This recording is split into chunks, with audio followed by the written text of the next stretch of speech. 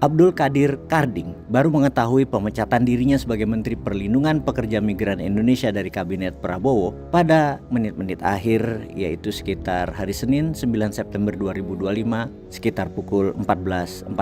Ia mendapatkan telepon dari Sekretaris Kabinet Letkol Teddy Indrawijaya. Kepada Karding, Teddy menyampaikan kabar siang itu bahwa ia resmi diganti. Mendengar kabar itu, Karding mengaku legowo. Ia mengklaim berdasarkan penuturan Teddy, pencopotannya bukan karena adanya kasus, tapi karena sebuah alasan politik.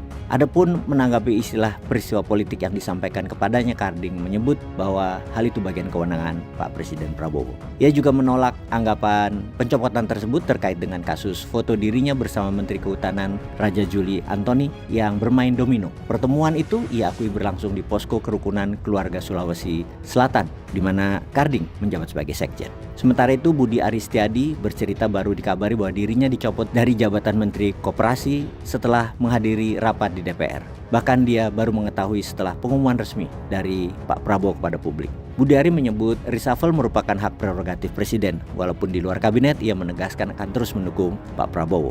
Wong kita yang menangin, katanya. Pertanyaan, apakah langkah Pak Prabowo ini merupakan langkah awal mendepak geng Solo? Pernyataan Letkol Teddy terkait pencopotan jabatan kali ini merupakan peristiwa politik yang dapat diartikan langkah itu diambil demi keseimbangan politik dan menetralkan secara perlahan pengaruh Jokowi di kekuasaan hari ini. Prabowo disebut tidak akan mengkhianati Jokowi, tapi hanya ingin menjauhkan anasir-anasir geng Solo dari istana negara. Intinya Pak Prabowo adalah orang yang menghormati permintaan orang yang berjasa kepada dia. Tapi kalau nggak ada kinerjanya, dianggap nggak pas, terus ada kontroversi, ya pasti didepak. Dan ini sebenarnya bukan karena geng Solo, ini bagian dari meritokrasi yang akan dijalankan. Kabinet yang di awal adalah kabinet kompromistis, namun hak presiden ke depan menggantikan dengan orang yang kompeten. Kalau yang pertama, ya mungkin ditoleran lah, karena harus mengakomodir apa maunya geng Solo dan apa maunya para pendukung. Kita tahu juga bahwa Pak Prabowo tidak senang